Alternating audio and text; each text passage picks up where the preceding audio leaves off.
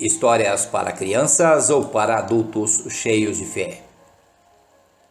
Salvo por uma missa. Desprezando aquela celebração eucarística, Pedro decidiu viajar sozinho para poder adiantar-se ao amigo e fazer bons negócios. Não sabia, porém, o que lhe esperava no caminho. Nas pequenas cidades, todos se conhecem.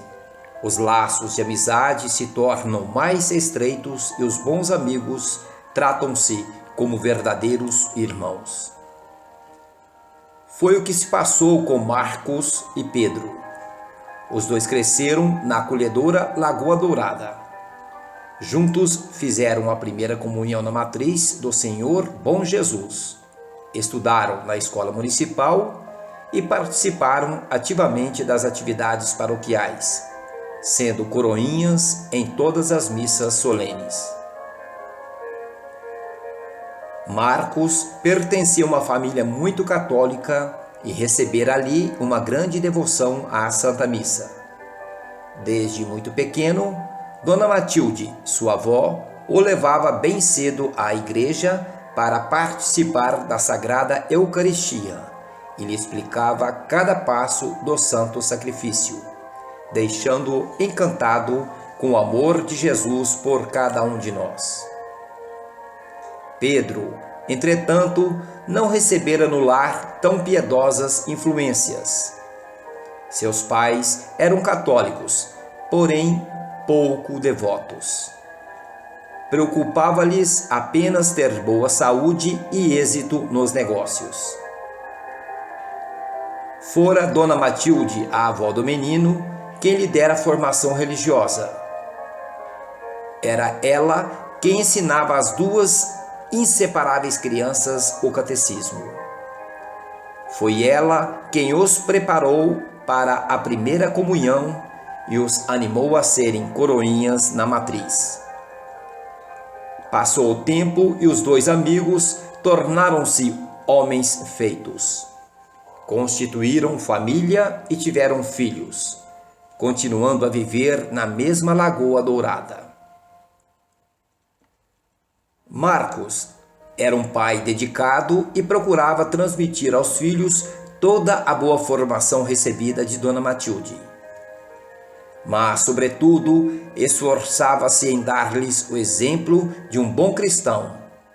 Rezava o rosário em família, ensinava o catecismo aos pequenos e ia à missa todos os dias, pois esta sempre fora sua maior devoção. Pedro, ao contrário, esqueceu-se dos ensinamentos recebidos e começou a preocupar-se, como seus pais, apenas com o bem-estar material da família. Em matéria de religião, seu comportamento não era dos melhores. Nunca rezava com os filhos e somente ia à missa aos domingos, se não tivesse sido organizado para esse dia algum passeio pelas fazendas dos amigos. Todas as manhãs, Marco deixava as crianças na escola e ia à missa. Depois do sagrado banquete, dirigia-se à sua padaria para comer um pão quentinho, com deliciosa manteiga derretida, feita com leite puro e gordo de sua fazenda. De vez em quando, Pedro ia visitá-lo, mas a amizade entre os dois foi ficando cada vez menos firme. As conversas passaram a ser quase exclusivamente de negócios e, embora procurasse manter as aparências, notava-se serem seus interesses cada vez mais distantes os de Marcos. No esfriamento havia apenas um passo para a inveja. Marcos não vivia para os negócios como Pedro. Entretanto, a padaria dele era invejável, sua fazenda muito produtiva e a fábrica de laticínios um modelo de usina bem levada. Qual seria a razão do sucesso de Marcos, pensava Pedro, enquanto ele que não poupava esforços para formar prósperos seus negócios, sofria com a colheita fraca, o desgaste da terra e as doenças do gado. E isso sem falar das dívidas crescentes a ponto de ameaçar-lhe o patrimônio. Um dia, os dois amigos foram convidados para um encontro de fazendeiros a realizar-se na capital da região. Marcos propôs fazerem a viagem juntos e Pedro aceitou por puro interesse, pois assim os gastos seriam menores. A saída ficou marcada para quarta-feira, depois da missa matutina.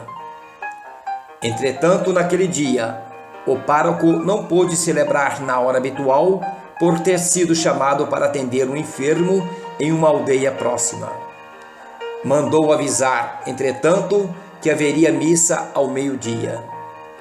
Marcos decidiu retardar a viagem, mas Pedro tentou convencê-lo dizendo: "Que bobagem! Qual é o mal se perder a missa apenas um dia?" "A missa tem um valor infinito", replicou Marcos. "Prefiro esperar." "Bem, então você vai sozinho depois. Eu já estou partindo." E antes de se afastar do amigo, acrescentou: "Como é possível você atrasar uma viagem dessas só por causa de uma missa? Você tem a vida inteira para assistir a muitas outras." Na realidade, Pedro sentia-se satisfeito com a situação criada. Pensava que, chegando à cidade antes de Marcos, ficaria com os melhores negócios e obteria resultados superiores. Porém, no meio da estrada, cheia de curvas que unia Lagoa Dourada com a cidade vizinha, houve um deslizamento de terra, justamente quando Pedro passava com sua caminhonete. A avalanche o fez perder o controle do veículo, capotando ribanceira abaixo. Pedro foi levado para o hospital e passou vários dias em coma. Quando recuperou a consciência, conseguiu lembrar-se do acontecido. Logo fez um balanço de sua vida. Perceber o quanto estava afastado de Deus e dos sacramentos. E perguntou-se se aquele desastre de automóvel não era um sinal de alerta vindo da eternidade. Que loucura tinha sido haver menosprezado assim uma missa. Quão perto tinha estado de não poder participar de mais nenhuma. Mandou chamar seu amigo Marcos e quando este entrou em seu quarto no hospital, disse-lhe: "Você foi salvo por uma missa. Eu fui muito ganancioso e desprezei o valor supremo e infinito de uma única celebração eucarística." Marcos logo procurou animá-lo e Pedro contou-lhe como estava arrependido pela vida que levava.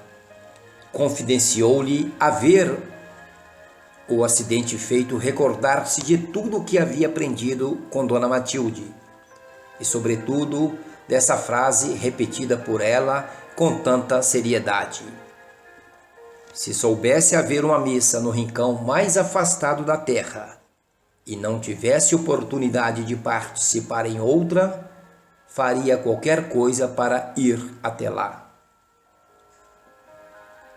Quando Pedro se recuperou e voltou para casa, mudou radicalmente de vida. Voltou a ser um amigo leal e passou a frequentar outra vez os sacramentos com toda a família. Seus negócios também melhoraram e sua alma, livre de invejas e egoísmos, encontrou novamente a paz. Aquela única missa salvou Marcos de um acidente, mas também deu nova vida para a alma de Pedro.